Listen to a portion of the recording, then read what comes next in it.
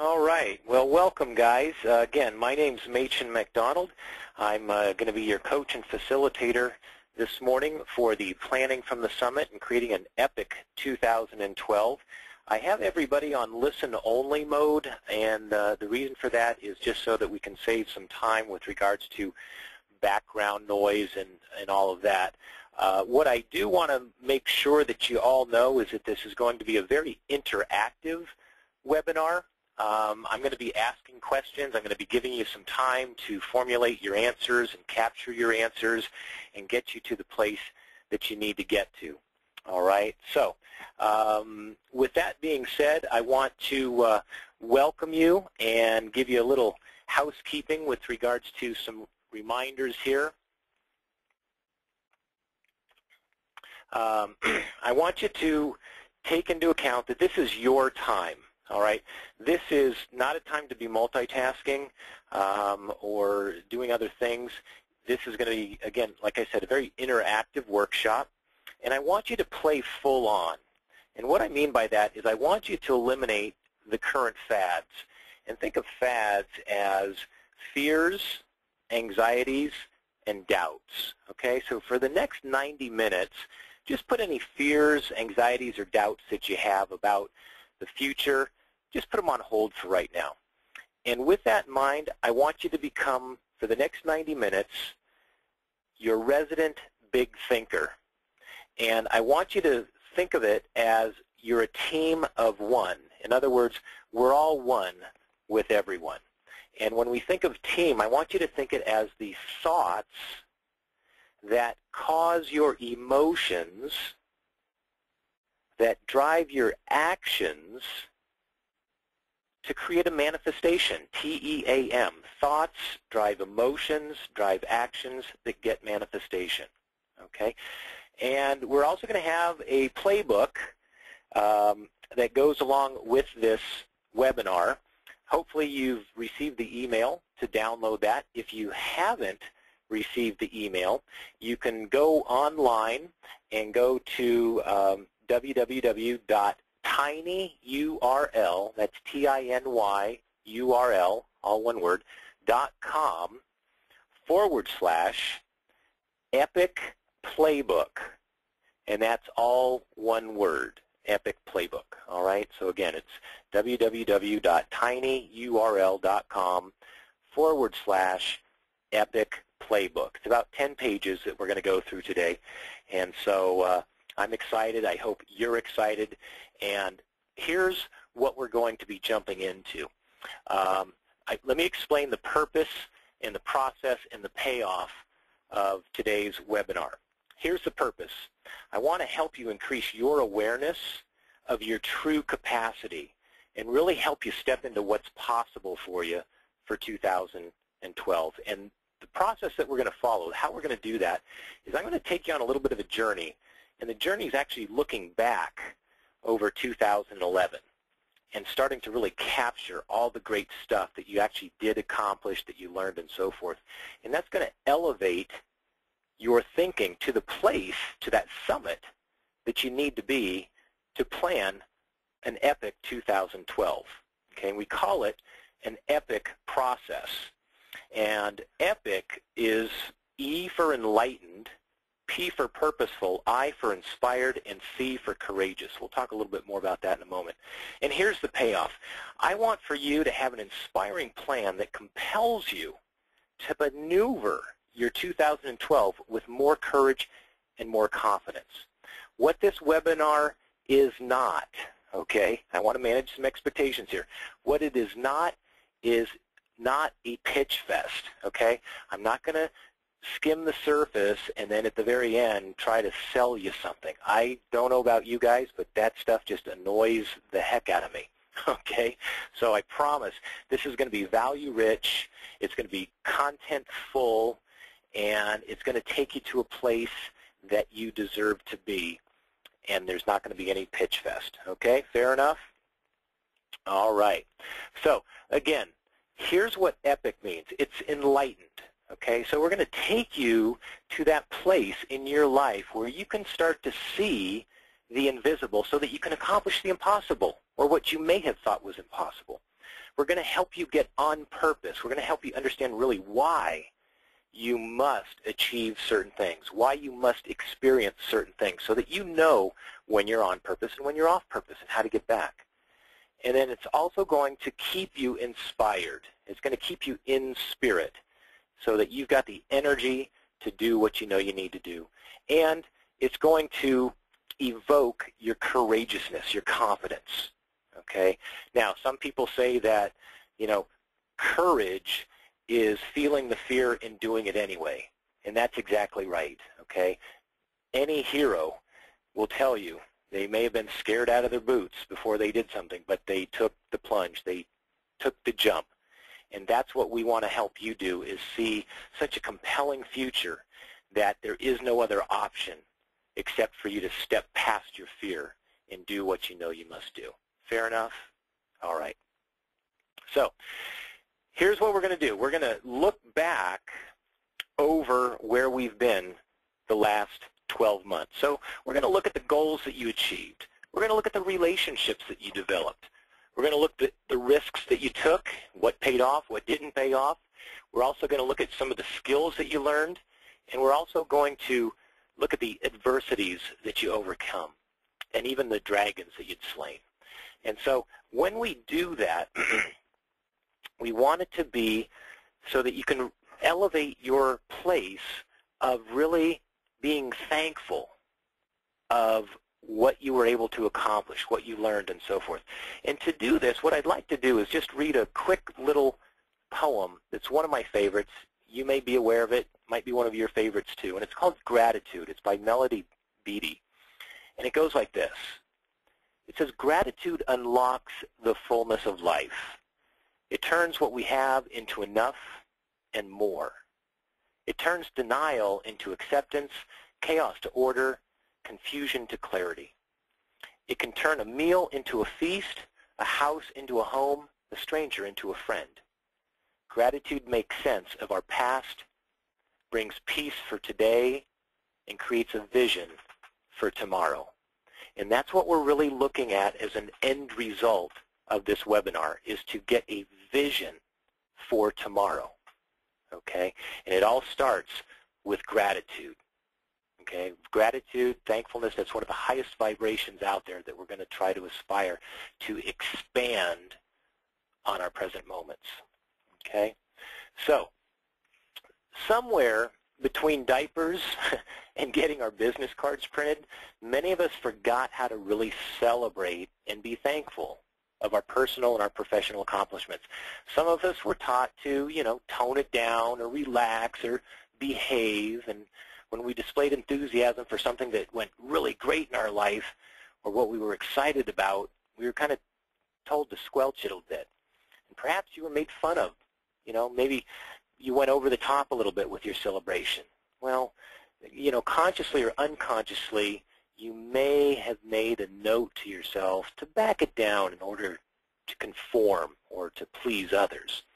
And by limiting or constricting or retracting your celebration, you actually impede your ability to expand your success and your fulfillment.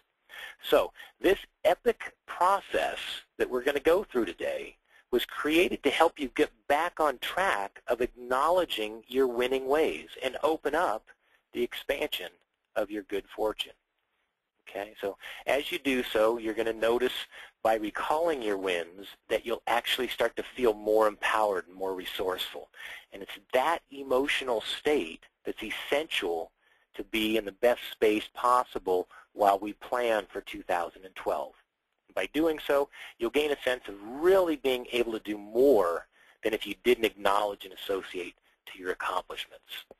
So what we're going to do now is we're going to jump into some questions that I'm going to ask. I'm going to guide your minds, if you will. Think of guide your mind as GYM. I'm going to take you to the gym, okay? And we're going to get you thinking around what a great year 2011 was and what you really did get accomplished. So before we do that, I want you to, again, just kind of block things away, any distractions that may be around you. If you've got other programs open, go ahead and minimize those. Don't open the mail or do anything like that. Take a drink of whatever you might have with you. And I want you to take a deep cleansing breath in, just nice big breath, and hold it. And go ahead and let it out. And give yourself one more big, deep cleansing breath in. And just let it out. Okay, and now when you think about looking back over 2011, all the way back to January, I want you to look at what was your single biggest triumph. Okay, now you'll see here in the slide, by the way, this is where your handout starts that you downloaded, is with this question. And what I want you to recognize is that the blue question, the big question there, what was your single biggest triumph, is the question you want to answer. The smaller questions, or the triggers underneath it in gold, those are just to get you thinking. Okay, you don't have to necessarily answer each one of those individually. So take a moment and notice, what was your single biggest triumph? What did you learn? Did you help somebody? What adversity did you overcome? What significant growth did you drive? Go ahead and take a moment and just write down what that answer is for you. And as you're thinking about that, I want you to know that the first part of this webinar is going to be where you're capturing just some ideas and some thoughts. Don't worry about form or structure right now. We're going to handle that towards the end. Right now it's just kind of opening up the mind and remembering, reassembling 2011. Okay, so what was your single biggest triumph? Okay, what else are you most happy about having completed or achieved during 2011? Did you finally segment your client base and get your marketing in order? Did you put any particular systems in place to help make life easier? Think of systems as save yourself time, energy, and money, SYSTEM. Did you take any courses? Did you write a book? How was your production? Did you hit what you wanted to hit? Did you come up a little short? Did you exceed it? Write down, what else are you most happy about having completed or achieved in 2011?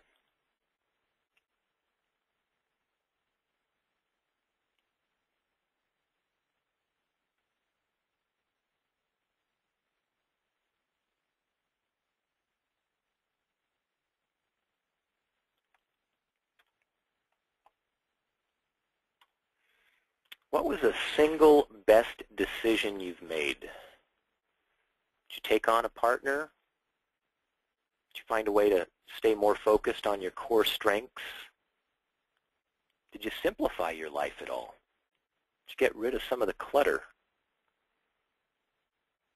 Did you make an investment in yourself or your business, or perhaps others? I know a lot of you that are on the call actually started a business in 2011. It's a pretty big decision. Might want to pat yourself on the back for that one.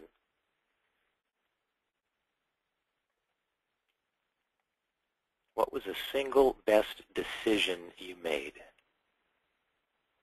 Did it have anything to do with relationships? Did it have to do with your health or well-being?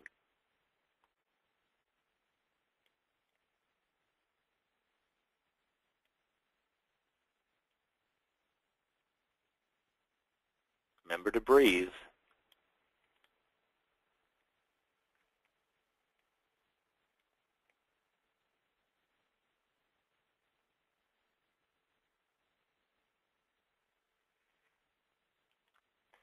In life and in business, we sometimes have to take some risks. And there's a difference between taking risks and being at risk, right? What was the biggest risk you took? What paid off? What didn't pay off? What did you learn? What was the biggest risk that you took?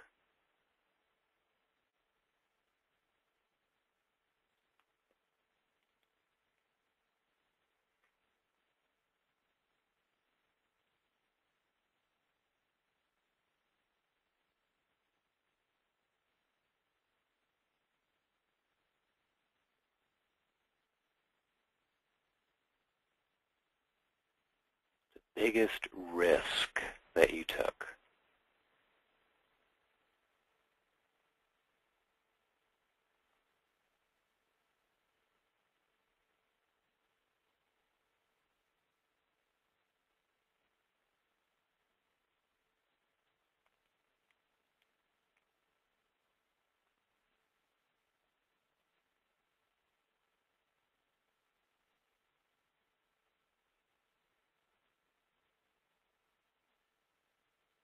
Okay. Let's take a look at how you contributed to your community. And your community could be your neighborhood, could be an industry that you work in.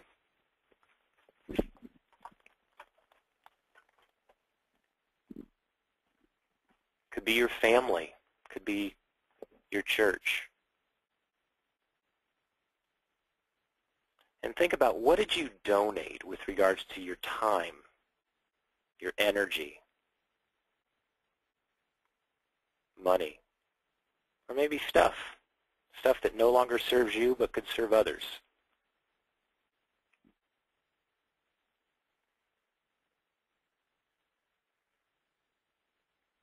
Did you volunteer? Did you serve on a board?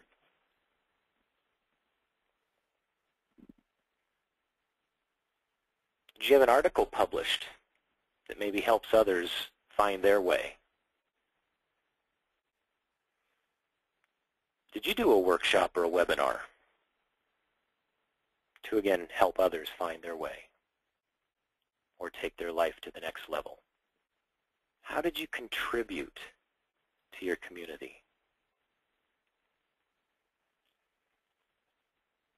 And sometimes it's not something we might see an immediate return on. Sometimes we must plant shade trees underneath which we know we won't sit, right?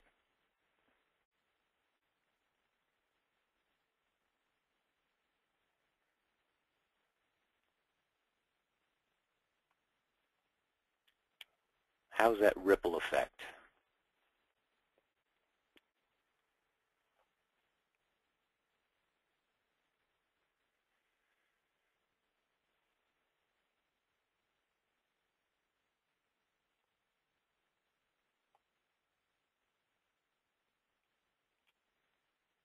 Here's a big one. What habits did you change that's going to make a difference in your life going forward?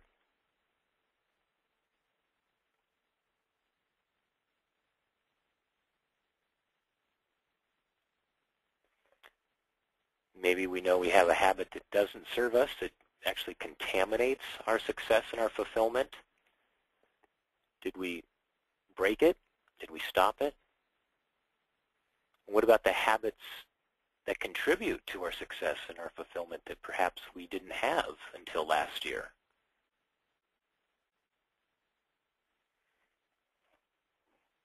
Was it maybe the habit of making a certain number of prospecting calls every day to grow your business?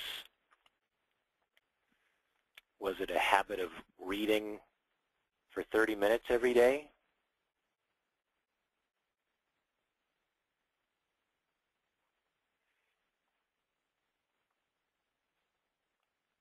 Was it a habit of turning work off once you got home?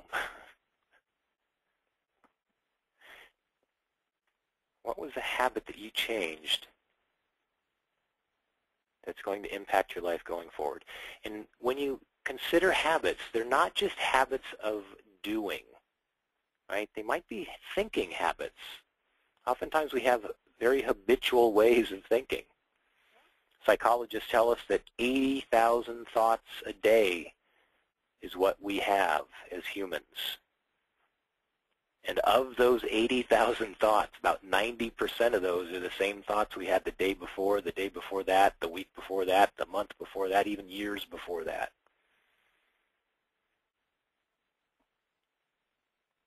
Is our habitual thinking where it needs to be? What adjustment did you make last year or this year still, right?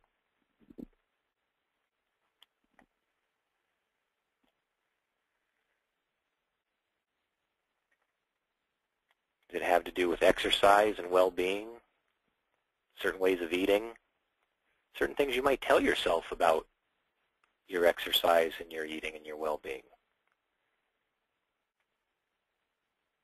Does it have to do with how you work or see or play with money?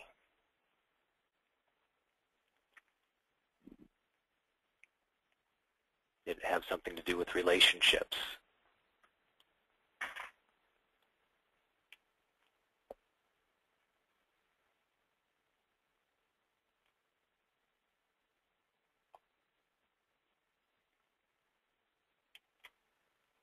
Speaking of relationships, what relationships did you develop or deepen that have made your life richer?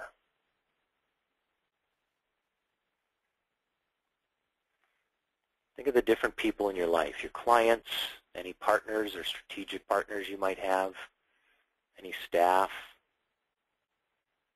your prospects, your clients, your family, immediate and extended, your teachers, your mentors, your coaches. What relationship did you develop or deepen that made your life more fulfilling, more successful?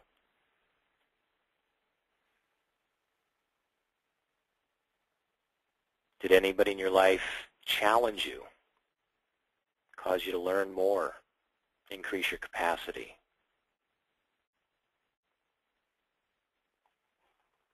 Sometimes they say our soulmate is not the person that we can, end their sentences and feel great around. It's the person that teaches us what we really need to learn.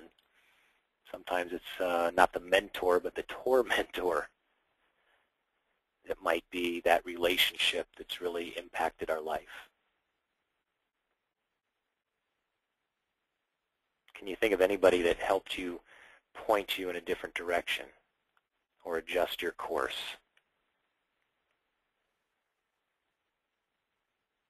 Think about the relationships.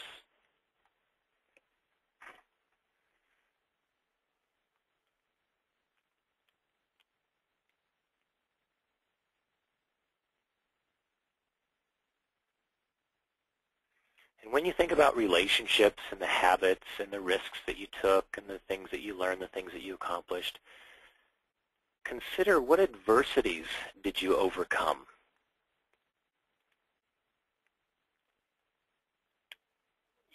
We're living in a time where there is a lot going on. And I know the old adage of, the glass is either half full or half empty, depending upon how you look at it. How are you looking at life? What adversities did you overcome? Did you have any health issues? Or somebody close to you that perhaps had health issues? Being in that support place can be a pretty steep hill to climb. When it comes to your relationships, any adversities that you had to overcome?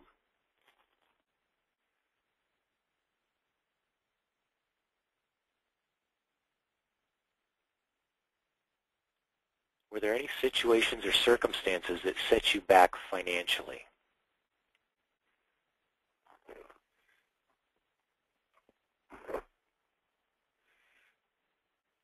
Sometimes just carrying around the weight of thinking you should be at a different place financially at this stage of your life can be a pretty big adversity to overcome.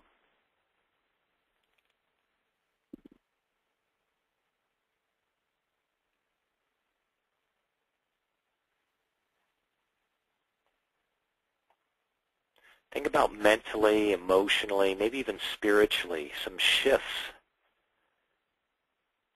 that you've experienced. Oftentimes that's an indication that you've overcome an adversity. Write down what that might be.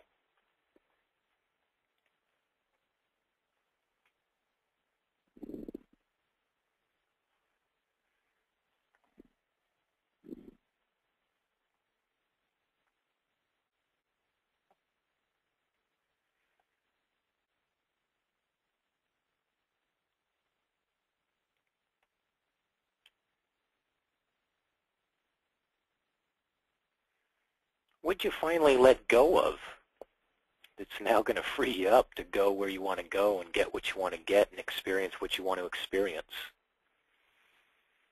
You finally let go of a grudge, right? And grudge is the heaviest load to bear. Did you let go of judging? Not just judging others, but one of the most toxic, judging ourselves around certain things. You know, are there any thoughts or ideas or beliefs that you recognize no longer serve you and you can actually let them go? And remember our word fad. Any fears, anxieties, or doubts that you were able to let go. You know, notice the picture of the little graphic on the bottom right of this slide. You know, walking the tightrope and carrying that heavy load. Sometimes we hang on to something that we think is there to help us, and it's really not. And even if we were to fall in the drink right there, you know, how long are you going to hold on to that weight that pulls you towards the bottom until you finally let go so that you can get back above the surface? What did you finally let go of?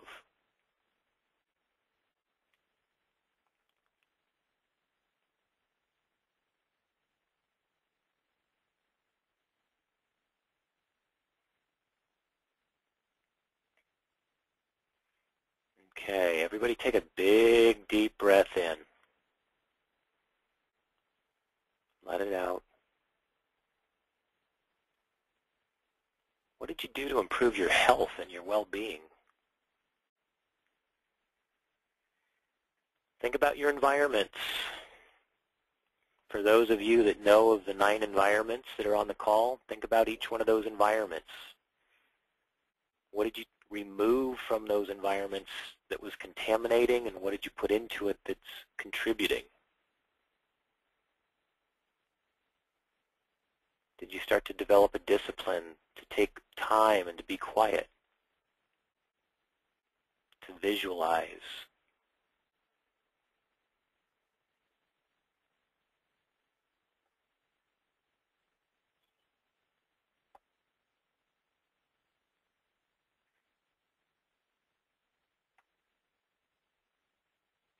Did you continue to exercise? Did you start to exercise? Did you start to do different types of exercise? Different stages of life sometimes dictates different types of exercise. When we're young, maybe we're doing a lot of weight training and bodybuilding type of exercise, and as we get older, maybe it's more about flexibility and core strength and balance.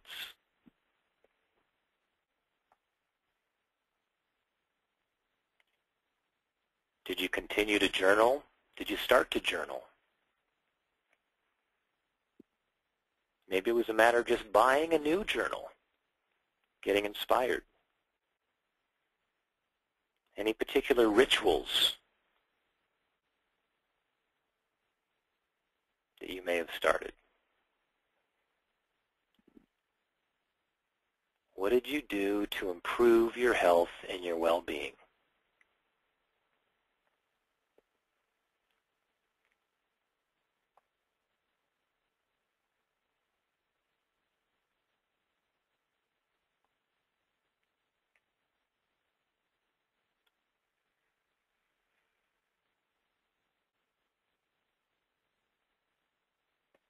Did you drop a couple pounds? Did you gain a couple pounds?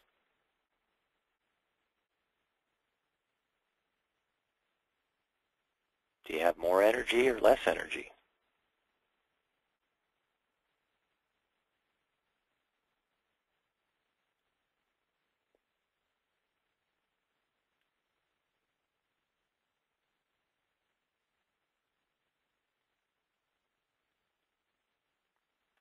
What books or movies or music did you experience that's had an impact on you? And notice from those books that you read or maybe listened to or movies that you watched either at the theater or at home, what did you learn? What were you reminded of? Anything that you became curious about? Did you maybe go out and try something new?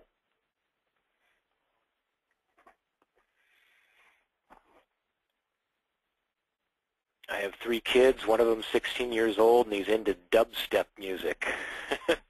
And I'm sensing the generation gap a little bit. But my wife and I took him to a dubstep concert in San Francisco, and we had a blast, and we deepened our connection with our son.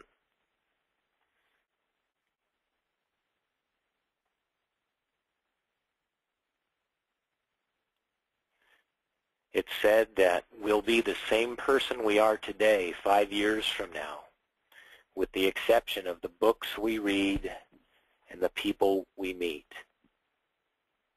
And obviously you can put the movies we watch and the messaging that we listen to, whether it's in music or radio or audio programs.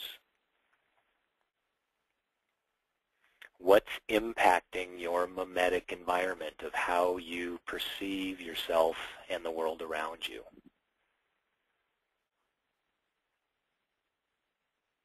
How are you programming yourself through the books, the movies, the music, even the people? Make a list of the books that you've read.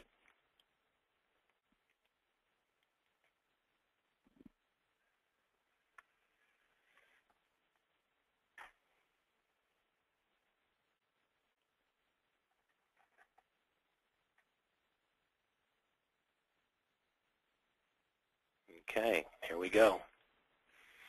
What events did you attend that you learned something new? Did you take some workshops? What other seminars or webinars have you attended over the course of the year? That might remind you of some things that you've learned, some things that you've put in place to make your life more fulfilling, more successful. Did you go to any concerts? Did you go to any plays? Did you take a class, a course?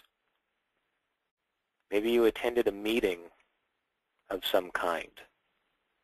Maybe your parent company has awards, banquets, things of that nature, trainings. How did those go for you? How did they help increase your stock value?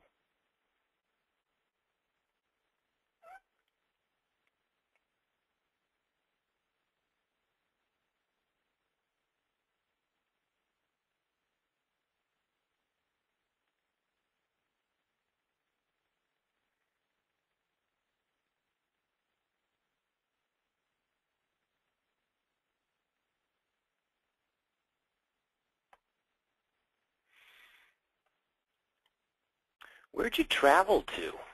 What did you learn? Was it in the form of a road trip? Or was it a flight?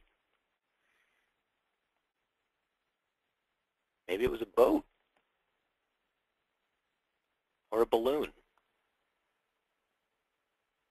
Where did you travel? What did you learn? What kind of cultures did you experience? Who did you travel with? Did you meet new people, make new friends, new business partnerships, new clients?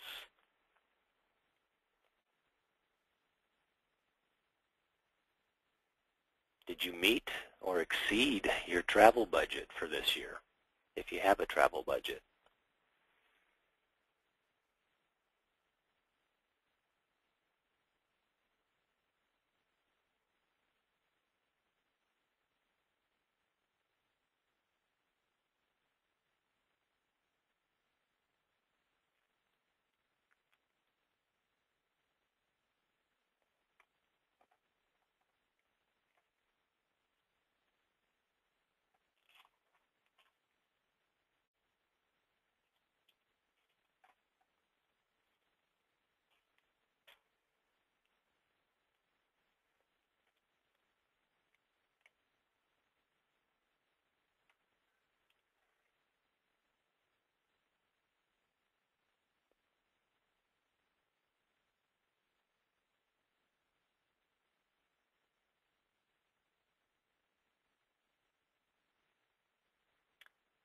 how did you take more control of your financial situation? And did you do it in a way that's going to help take care of the older person that you'll someday be,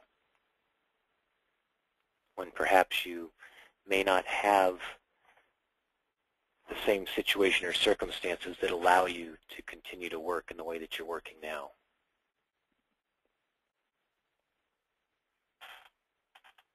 Did you learn about how money really works?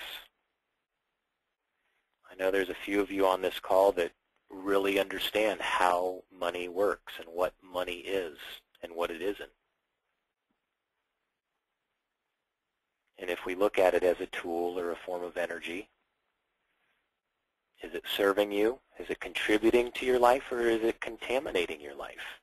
Or is the lack of it contributing or contaminating your life?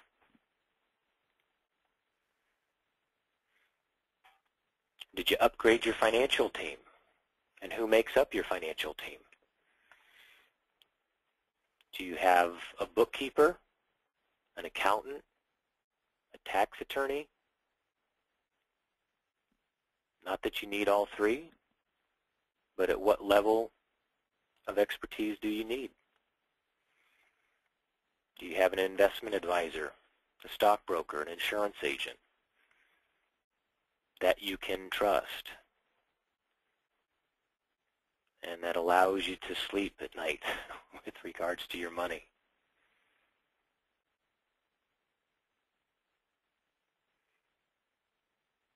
Did you start to increase your savings or investment program? Did you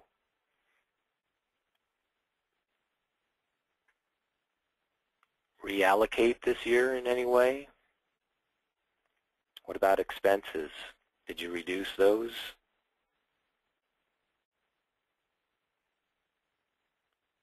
And what about opportunities to generate more money? Did you maybe start another division of your company or create a new product or service?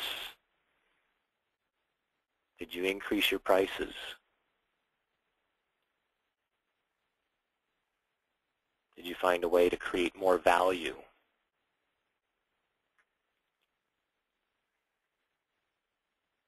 How did you take more control of your financial situation? What do you appreciate about your financial situation? And notice the word appreciate. Twofold, right? It's being thankful for something, and appreciate also means increase in value. So what we appreciate appreciates. What are you now consciously aware of that you appreciate with regards to your financial situation?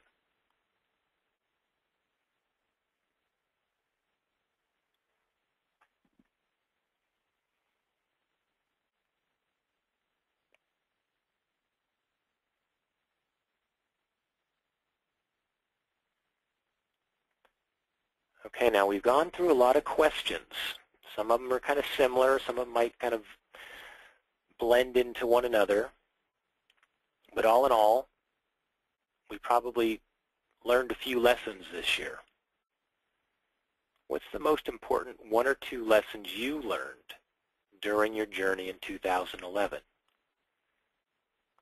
And think of it with regards to you.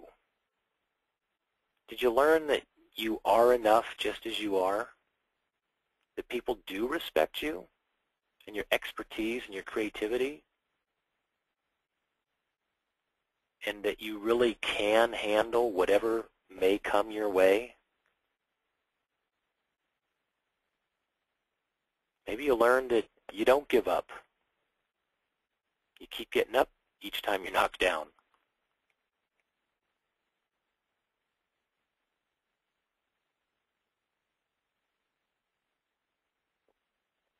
Did you maybe learn that thoughts are just thoughts, and that you get to guide your thoughts so that they serve you, so that they empower you, give you the emotion or energy and motion to take the action necessary to achieve what you want? What did you learn in 2011?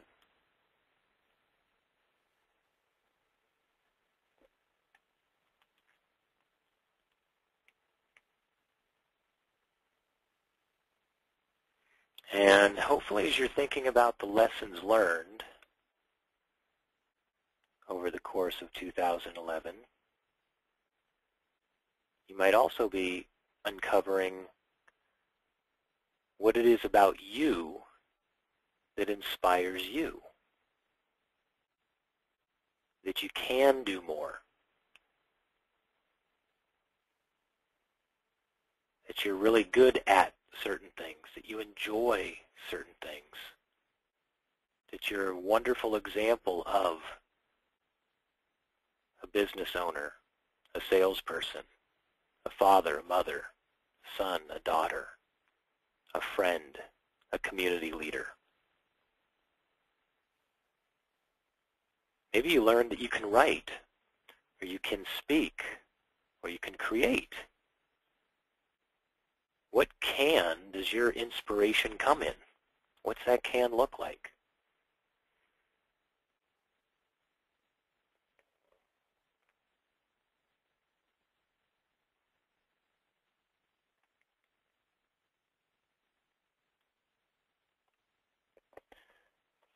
Okay, so hopefully you've got some pages with a lot of notes on them now.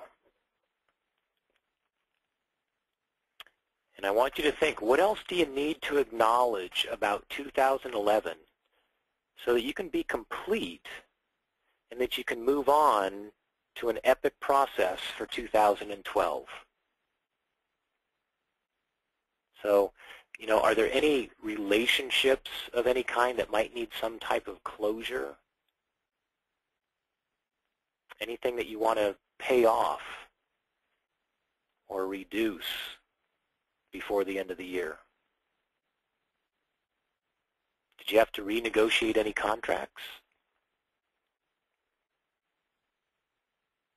Maybe it's just acknowledging that you did your absolute best. You did the best you could with the resources you had available. Maybe it's a matter of acknowledging that you're still in the game. You didn't give up. You are the hero.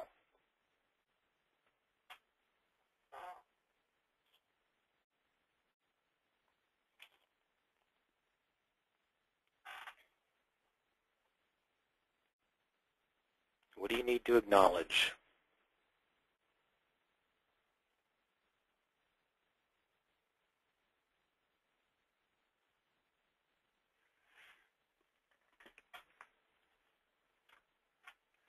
One of my favorite sayings when it comes to this is a little saying by Ralph Waldo Emerson, and he says, finish every day and be done with it. You've done what you could. Some blunders and absurdities crept in. Forget them as soon as you can, for tomorrow is a new day, and you shall begin it serenely and with too high a spirit to be encumbered with your old nonsense. One of the ways I love to say that in a quick way is, so what, now what? Okay, there may be some things that didn't go according to plan. So what, now what? We may have accomplished some great things. So what, now what?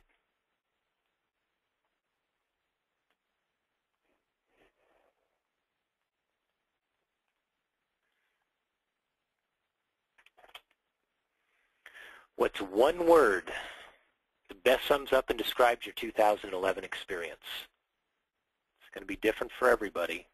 Here's a few. Feel free to borrow it. Feel free to make up your own. Was it a breakthrough year? Was it about building momentum or acceleration? Was it about getting back into balance? Maybe it was confusion or frustration.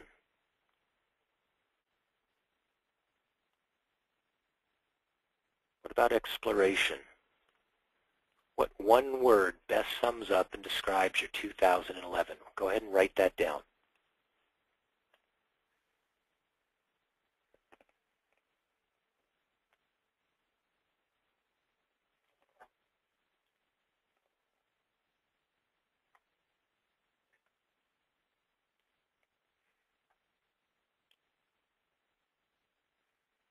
So when you look back, all in all, and look at all the accomplishments, the goals you achieved, the relationships that you developed and deepened, the adversities that you overcame, the things that you learned, how do you feel?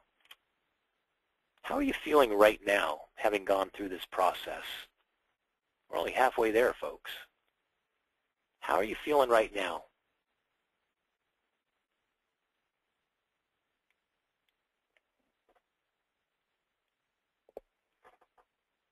Okay. Breathe that in. Hopefully you have a sense of feeling like you're at the top of the mountain, at the summit, looking back over all of the things that you've accomplished.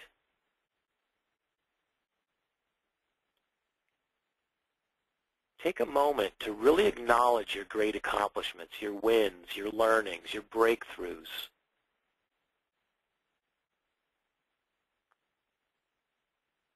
Really start to experience the possibility. And maintain that enthusiasm as we help bring forth your best strategic thinking to plan an epic 2012. And continue to capture it and write it down.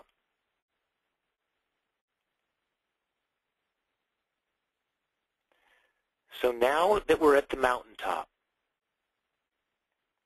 and we're in that place of gratitude with regards to what we achieved, we have a different vantage point, a different horizon. We can see much further, right, from the mountaintop than we can when we're down in the valley or the gulch. So now, going forward, we get to look at the goals we want to achieve, the relationships that we want to develop. Maybe there's some risks we know we need to take in order to capitalize on opportunities. We might have some awareness around the skills that we need to improve or to learn, or who we need to align ourselves with that can do the things that maybe we don't need to learn. What projects do we want to lead? What dragons do we want to slay? This is about being big, folks. This is about being the resident big thinker, thinking about the possibilities. So we're going to move into the process. I'm going to guide you again on some specific areas to be thinking about. And as we do this, again, I want you to eliminate the fad, the fears, the anxieties, the doubts, the shoulda, woulda, couldas. If you want to pick them up after the webinar, feel free to do so, okay? But for the next remainder of the webinar, continue to let go of the fad. It's a pretty popular fad, unfortunately, among many. Hopefully, all of you on this call have dropped the fad. No more fears, no more anxiety, no more doubts, because you know in your bones you can handle whatever may happen to you. And it really happens for you, not to you. Things are either stumbling blocks or stepping stones based on how you look at it, what you tell yourself. It's like Einstein used to say, whatever we tell ourselves before we look at something determines what we see.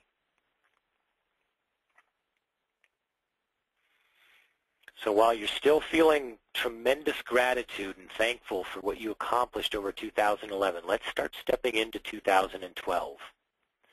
And as you start to answer these questions that I'm going to guide you through, I want you to focus mainly on the what and the why you need to accomplish this.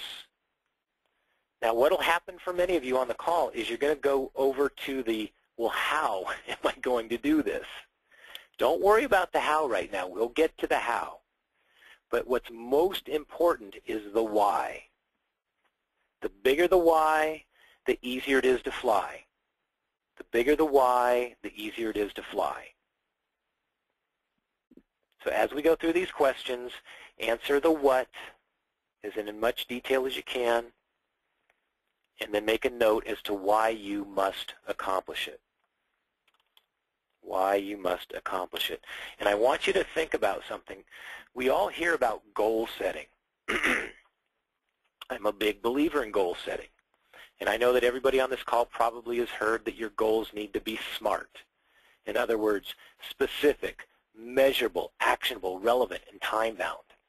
And I don't know about you guys, but I've written out SMART goals that I didn't even come close to hitting. I'm sure I'm not the only one on the call. And so what I discovered is that even though a goal may be SMART, it still may not pass our acid test, right? So we have to really look at what our acid test is, and it's different for everybody. But here's what I want you to think about. Okay, it's an acronym, ACID. It's not in your slides. It's not in your handout, so you might need to write this down. The A is for alignment. And what I mean is your goal must be in alignment with your values. If your goal is not authentic to who you are and what you're about, it's merely a suggestion of which you hallucinate you've bought into. In this instance, it does get to be all about you, okay? So is your goal in alignment with you? The C is capacity, okay? You must have the mental, emotional, and physical capacity to achieve the goal and be willing to admit that you may not have the skill set or the will set to accomplish that objective, all right? So, you know, if you're a 48-year-old male who stands 5'7", you're probably not going to be the starting power forward for any NBA team soon, okay? So sometimes it's called a reality check. So it's the capacity. The I is for inspiring. Your goal must inspire you to be willing to do whatever it takes. Okay, associating to the achievement of the goal must cause you to feel you can go beyond any upper limits you may have been bumping up against up to this point. Do you have the inspiration? And finally, the D is the determination. You must remain determined in the face of adversity. Okay? Published authors, as an example, they suffer scores, if not hundreds, of rejections before ever getting published. Most successful stories that we hear about, you know, they experience massive failure along the way to victory. The majority of overnight successes will tell you that it was a lifetime, wasn't overnight, because they kept going. They were determined. And so as we go through these questions and you're writing down the things that you're going to want for yourself in 2012, make it SMART and do the acid test. And you might recognize there's some things you're just not willing to do what it takes to get it. And the greatest gift you can give yourself is to put that one off to the side and free up your mental and your emotional energy. Okay? Stop the shoulda, woulda, coulda. All right, so let's jump in, guys. Take another big, deep, cleansing breath in. And based on last year, this year I should say, 2011, what advice do you want to make sure you give to yourself? You want to build better prospecting habits? Develop the ability to see where systems need to be? Save yourself some time, energy, and money? Maybe it's a matter of delegating.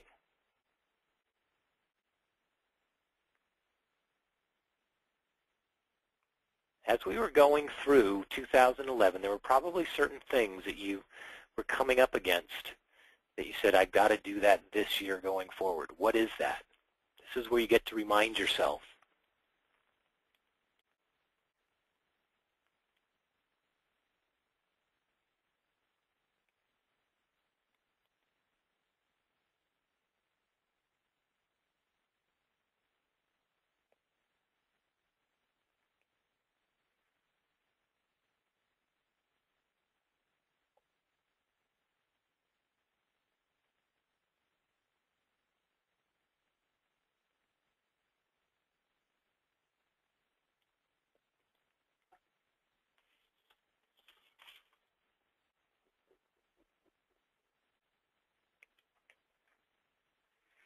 What advice would you like to give yourself? What do you think you might want to be reminded of at the end of the first quarter of next year or the end of the second quarter?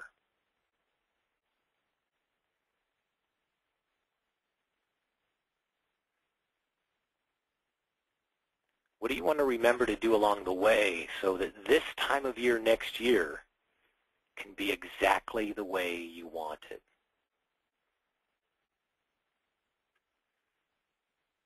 Do you need more money?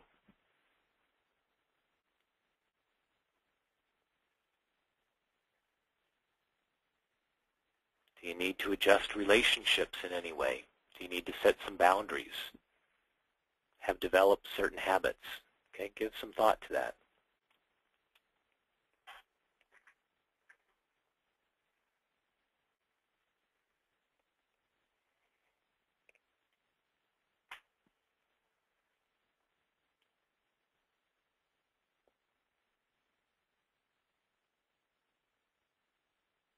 Okay, you may want to come back to this one. For now, let's go to this next question, and I apologize, this is not in your handout, so you're going to have to write it down. And I would suggest maybe writing it in the upper right of this page, Planning Your Epic 2012. And the question is, what would you like to be your biggest triumph? What's something that if you pulled it off, if you accomplished it, it would just be incredible?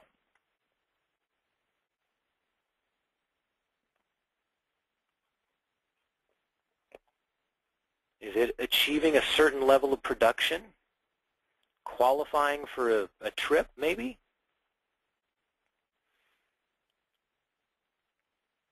Maybe it's finally writing that book or creating certain products. For many of you, it's going to be finally getting the website done. What one thing, if you pulled it off, if you made it happen, would really make your year?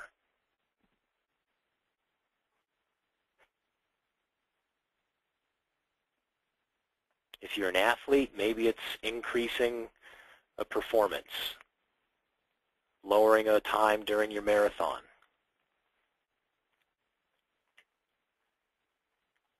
Winning a tennis tournament.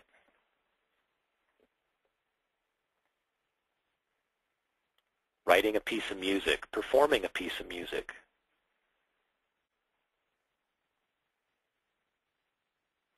Finally getting out there and presenting something to the public that you know is in your heart that people need to hear.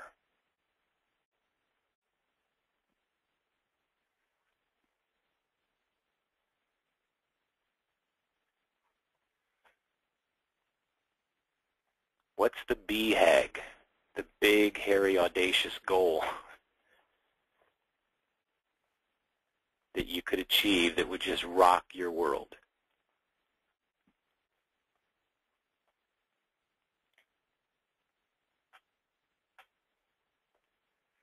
It's all about stepping up and playing in a bigger way. And when we do that,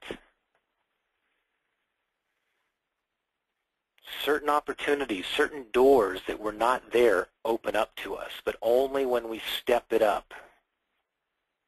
We can see the doors when we're at the summit.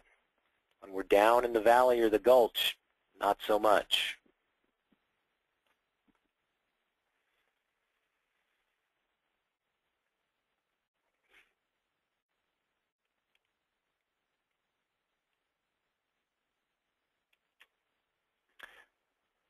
What's the major effort you're planning in order to improve your financial results?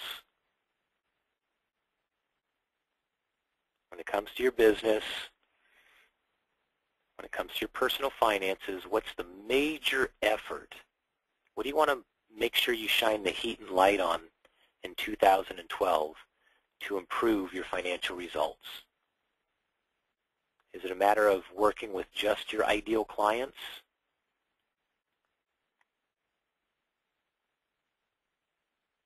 Is it identifying what your sweet spot or your zone of brilliance is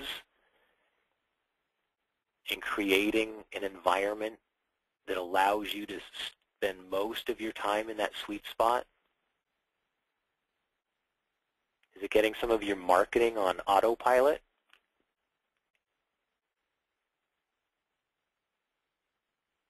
Is it about forming some strategic relationships?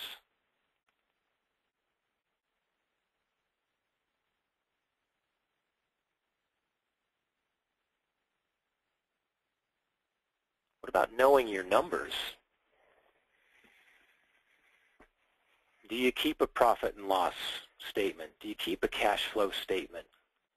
Is it current? Do you look at it on a regular basis? Can you read the story it's telling you? Are you and your business going to be a bestseller, or is it a nightmare? Know your numbers. If you know your numbers, you can do something about it.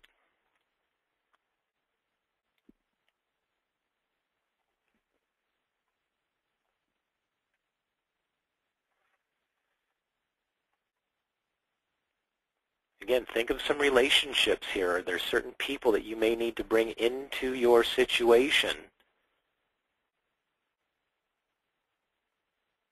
to help you see things a bit differently.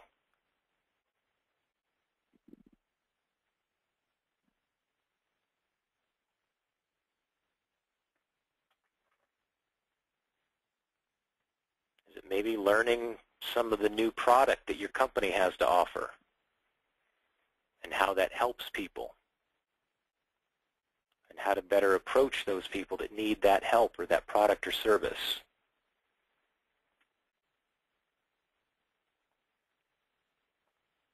Is there a way in your business to maybe increase the frequency of which your customers buy your product or your service?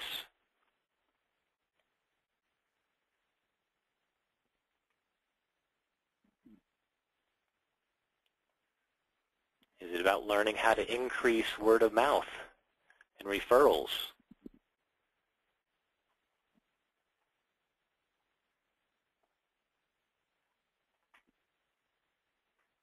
Is it about getting comfortable talking about money with clients? Is it about not wimping out at Wimp Junction when it comes time to talking to our clients and prospects about investing with us or about buying our products and services? Oftentimes it's an inside job. We got to get our own thoughts in order and in alignment so that the clients will be in alignment when we ask. Know what it is for you. And most importantly, why? Why does what you just wrote down need to be a major effort? Think of the emotional reasons as well as the logical reasons of why it must be a major effort.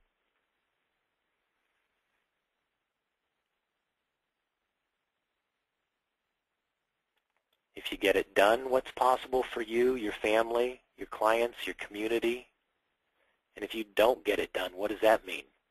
That should help you with the why.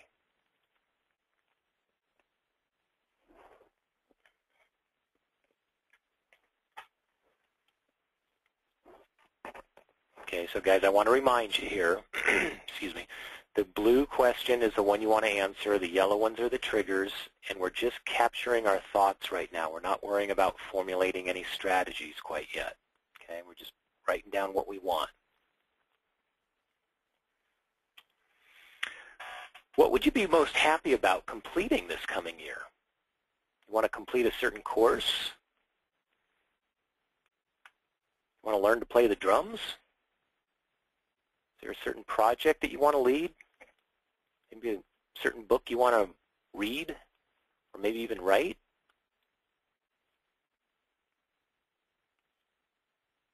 What would you be most happy about completing this coming year? Think of a few things in different areas of your life. And why is that important?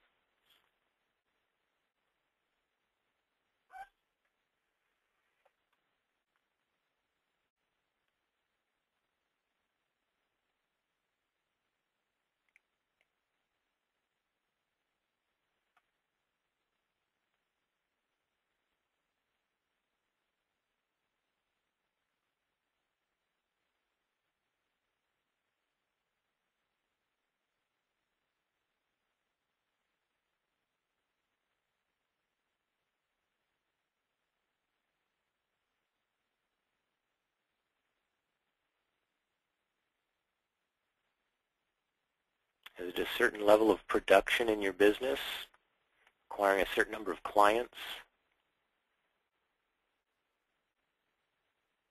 Jot down what it is and why.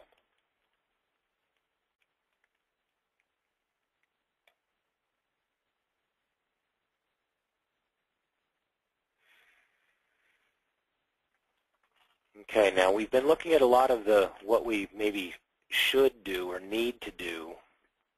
Let's remember what we want to do.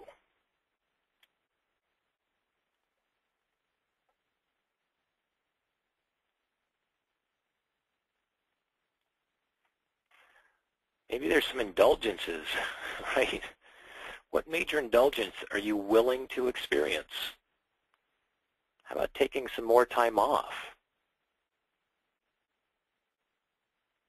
Is there a new car you've got your eye on? Maybe an old car, maybe a classic. Maybe a car that you've always wanted to have and never could, quote, justify it or rationalize it, right? You always came up with rational lies as to why you did not indulge yourself. Maybe it's a matter of speaking your truth to a certain audience. This is all about letting go of the excuses. Is there a place you want to travel? Is there maybe certain equipment that you want to upgrade? You know, maybe it's equipment at work. Maybe it's ski equipment. Maybe it's new boots and skis. New shotgun if you're a hunter. A new piano if you're a piano player. Or maybe just having it tuned up. What major indulgence are you willing to experience? Because it really is about you allowing yourself to experience it. You see, anything we want to do, be, or have is already out there. It's available to us. And if that's true and we don't experience it or we don't have it, it must be that we're not making ourselves available to it. So this is about shifting a bit, making yourself available to experience that which you desire. So jot down what those things are for you and why.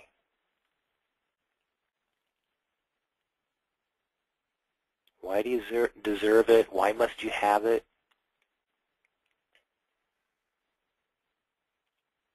Who will you become as a result of it? How might you be able to better serve others as a result of it? Who else can you inspire as a result of it?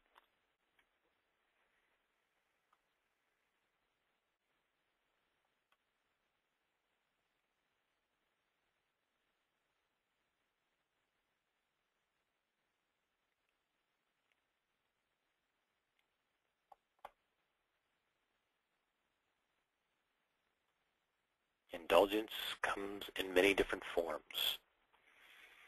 What would you most like to change about yourself? Now, I know everybody's perfect just the way they are. I agree with that.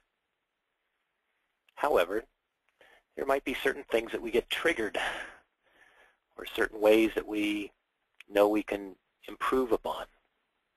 We can raise our vibrational level, right? What is it for you?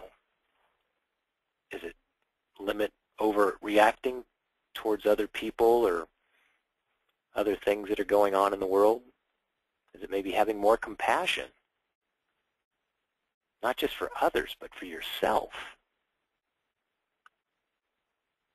I know a lot of people that if they caught somebody talking to their child or grandchild the way they talk to themselves, they'd have them arrested, right? Lighten up. Have a little more compassion for yourself. Maybe you want to develop a more holistic planning approach, integrating happiness, health, and wealth, gaining some balance. Maybe it's a matter of eliminating self-doubt or finding ways that you can become more focused, or simply having more confidence. We're all human. There's certain areas in our life where we have some confidence, and there's other areas in our life where not so much. Maybe identify some of those areas that you get a little confungled and find some ways. Tell yourself how you can gain some more confidence in that area. But first, become aware of it. Become aware of where that is.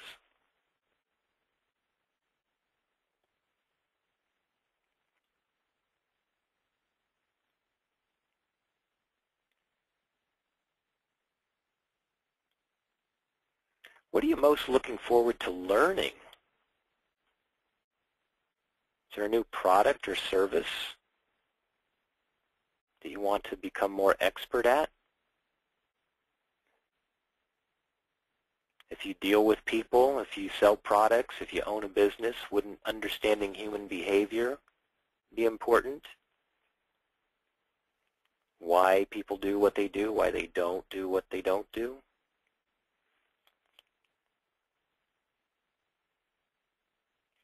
Maybe you're looking forward to learning some marketing ideas or materials that you've downloaded and is just sitting in the download file. And you want to carve some time out next year to really master that. Maybe you want to learn a new language. Jot down what you're most looking forward to learning and what it's going to feel like once you've learned it, once you've mastered it. How will your life be different? That's the why.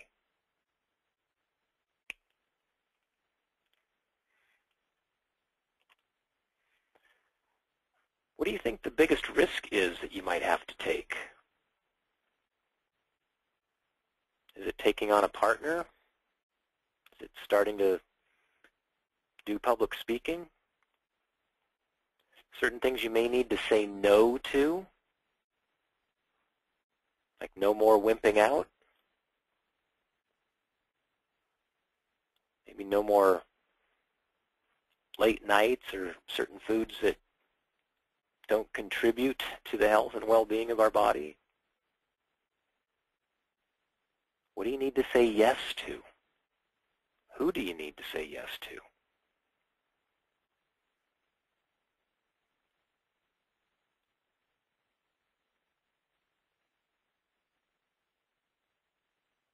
You know where you're headed with your business and your life. What's the risk you've been avoiding that you know you need to take?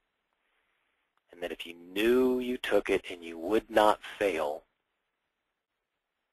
how cool would that be?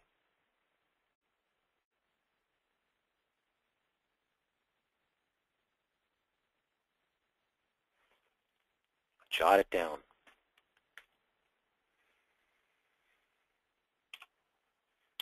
What about your work are you most committed to changing and improving? There's probably some things that you recognize that can be improved or enable you to improve. Maybe it's bringing on some more staff. Maybe it's not about trying to serve everybody, but just taking on your ideal clients, the people that love and adore you. Don't push back on your recommendations or your pricing. They refer people to you. You get to choose. We're always at choice. Always.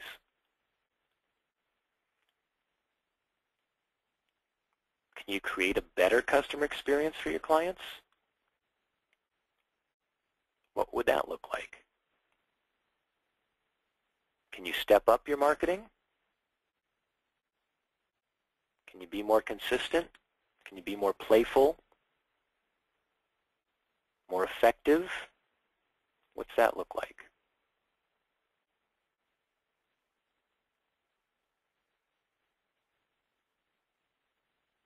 One of the biggest challenges I always hear from people is, I don't have enough time, there's not enough time, I'm swamped. I'm busier than a one-armed paper hanger. It's too much to do. Okay? Can we really manage time? No. Can we manage ourselves better in relation to time? Absolutely. Are you committed to better managing yourself and to relation to time?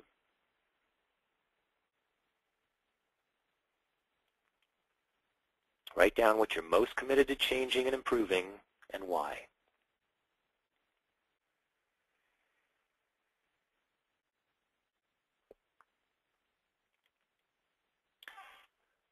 Think of this. What's one undeveloped talent you're willing to explore?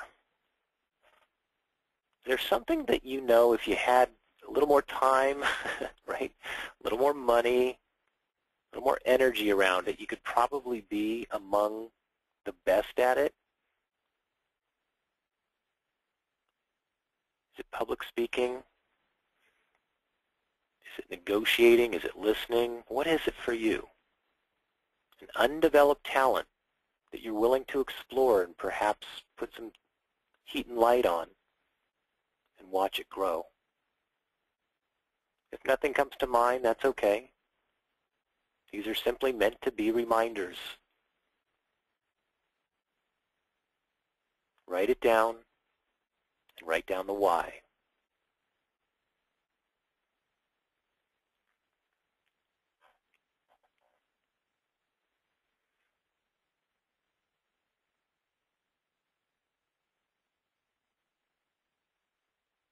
Here's one of my favorites. What brings you the most joy, and how are you going to do or have more of that? I'll tell you, friends, work is work, and if you're blessed, you get to do what you love to do. And there's a lot of other stuff in life, right? There's people that we can spend time with. There's places we can go, things we can do that aren't necessarily work-related. What are those? You know, is it more time with family? And what does that look like?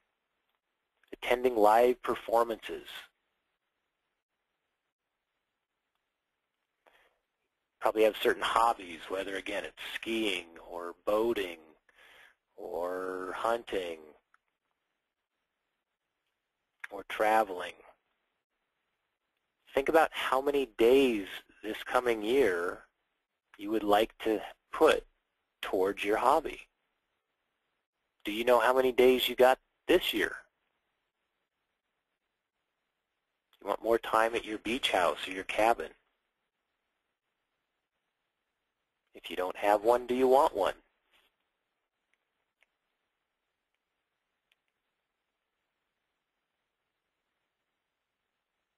Do you want more time for creation?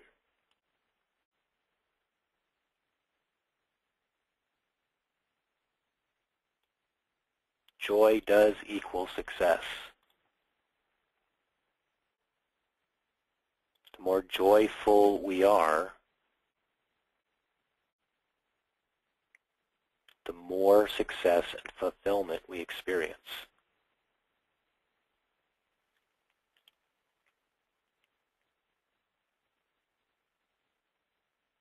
What brings you the most joy and why? What are you going to do to experience more of that.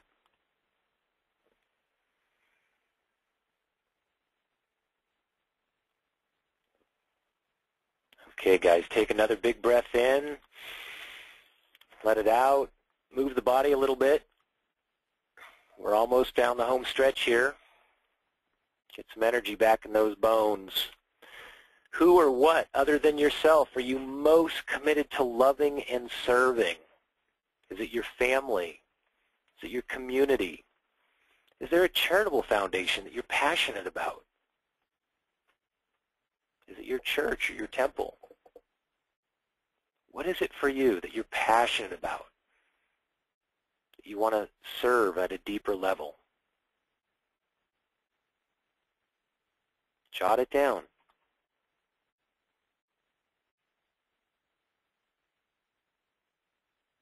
And you know what? Some of you on the call might be in survival mode right now, and that's where you're at. And nothing on this list here might jump to the forefront. It is what it is. See, one of the things with planning is to plan from where we currently are, not from where we think we should be at this stage in our life. And for some of us, we may be accelerated along the way in health, but not so much in the money. Or maybe we're accelerated in the money, not so much in the health. Or maybe in relationships, but not in health. We do get to have it all. And this is about planning it so you can have it all at the same time without sacrifice. And you may not be there yet.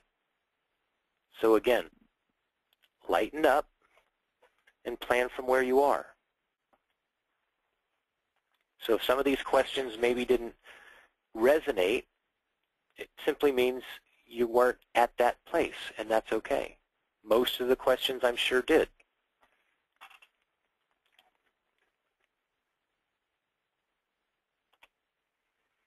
Now I want you to think about what's one word that you'd like to have as your theme, or maybe your mantra, or the label of your big game for 2012. What is it for you? Is it going to be a breakthrough year? Is it maybe about having more compassion or more authenticity? Is it about cracking the code with world-class service in your specific industry? Maybe it's epic, right? Enlightened, purposeful, inspirational, courageous, and confidence. Sometimes it's fun to come up with a name, an acronym that captures the essence of what's going to remind you to stay the course. So now you've taken a lot of notes, hopefully, and hopefully this got you thinking about what's really possible for yourselves. And in your handout, there's a page, a one-pager. This is how simple this is, that you can start to capture everything that we've been talking about into the form of your vision, your values, your mission, the milestone goals that you need to accomplish. We call them KPIs, or key performance indicators. And the strategy, in other words, how are you going to do that? And what are the projects that you need to do along the way?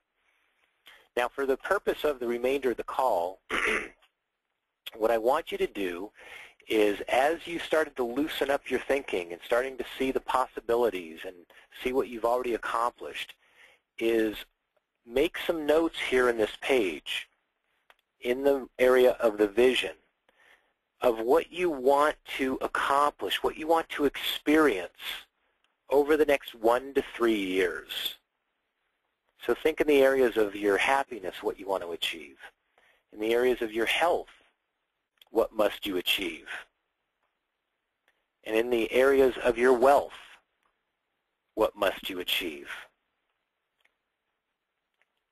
Make some notes in that area of vision.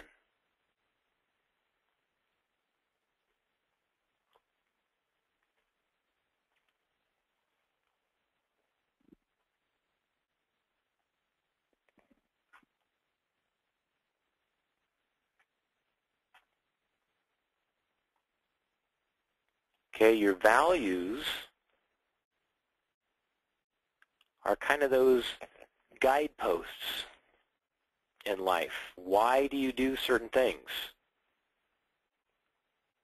Think of it in business. We do certain things for profitability. So profitability might be a value. Community service might be a value. Helping others become their best may be your value. The easiest way to figure out your values is to notice where you spend most of your time. Whatever you tend to spend the most of your time doing is what you tend to value.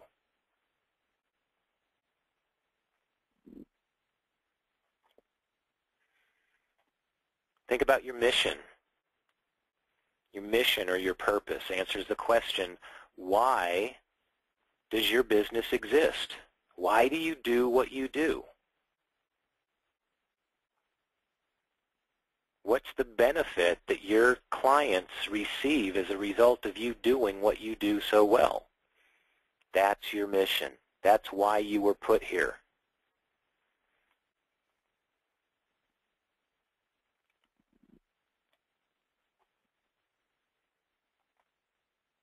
And what are the milestone goals or the key performance indicators for the next 12 months? What must you accomplish? And this is where you want to make it smart, and it needs to pass the acid test.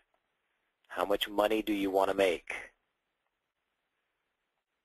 How many new clients do you want to acquire? What title or role do you maybe want to be promoted to?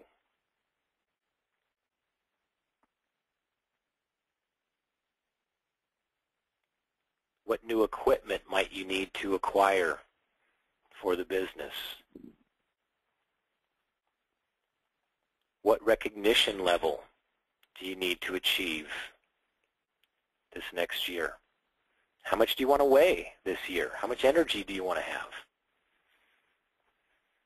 How many date nights do you want to have with your spouse? Or dates with your kids?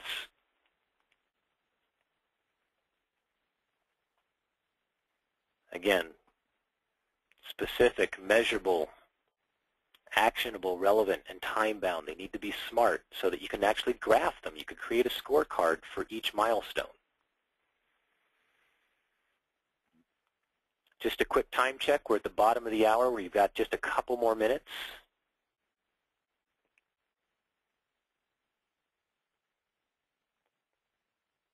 And your strategy is the how. This is where you get to think. This is where you get to bring forth your best strategic thinking of how are you going to accomplish these key performance indicators and milestones.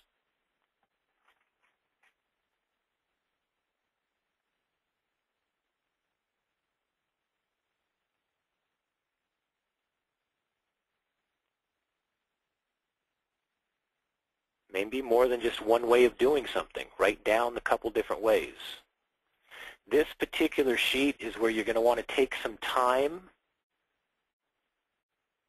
to constantly be recalibrating it, to be adding to it, taking away from it. It's supposed to be organic and dynamic. The trick is creating it so that it's ubiquitous, so that it's always with you, so that as you look at it, it inspires you, that you take yourself to that place of already having achieved the vision and the milestones and what that will feel like, because it's that visceralization that's going to pull you through any adversity. It's going to give you the discipline. It's going to provide you the focus that you need in order to accomplish all of this. And as you're bringing forth your best strategic thinking, you're going to start to recognize, heck, there's some work that's got to be done.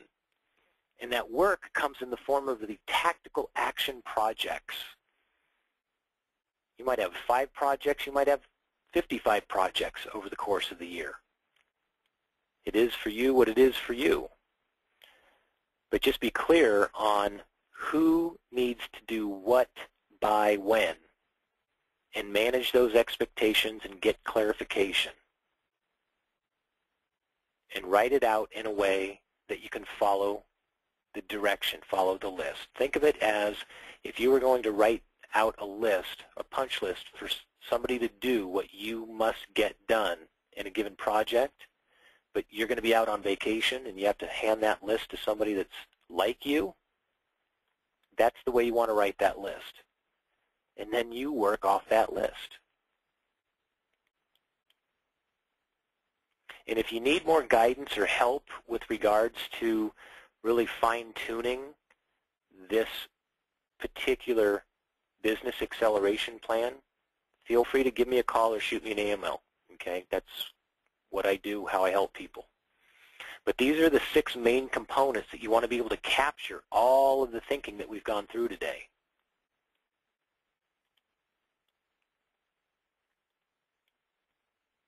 So you've just spent some valuable time bringing forth your best strategic thinking for the upcoming year. Again, capture your thoughts and place them on this one page, and refer to this page at least once per day. That's what I mean by the visceralization. If you form no other habit than this, it will absolutely rock your world. I'm telling you. I know it for myself firsthand. I know it from my clients, that as they create these business acceleration plans and they look at them and they associate to having already achieved what's in the vision and what's in the key performance indicators and what's in the projects, it starts to just move them towards what they need to be moved towards, and it brings into their experience what they need, the tools, the resources, the people to make things happen. And one of the magical things that happens is there's a lot of the stuff that you just simply cannot plan for. You just don't know because you don't know yet. But having this plan, working this plan, starts to make you available to coming in contact with those elements. So I want to wish you good luck. You've been making it up to this point. You get to continue to make it up, but make it fun. Because when you make it fun, you'll actually make it happen, right? That's what we want to accomplish here. And so I want you to know, if you're not already working with a master performance coach and you feel you could benefit by having, let's say, more clarity or stronger focus, or you just need somebody to help hold you accountable, please feel free to contact me and find out if coaching is a good fit for you. We'll let you know, and you get to decide. And with that being said, I'd like to thank all of you for investing your time and your focus and your energy to this call. And again, I'm going to close it out with this poem. And that gratitude unlocks the fullness of life. It turns what we have into enough and more. It turns denial into acceptance, chaos to order, and confusion to clarity. And it can turn a meal into a feast, a house into a home, a stranger into a friend. Gratitude makes sense of our past, brings peace for today, and creates a vision for tomorrow. So continue working on your vision for tomorrow, and the more compelling you create it, the more you're able to experience it. Thanks, everybody. Have a grateful day. Bye now.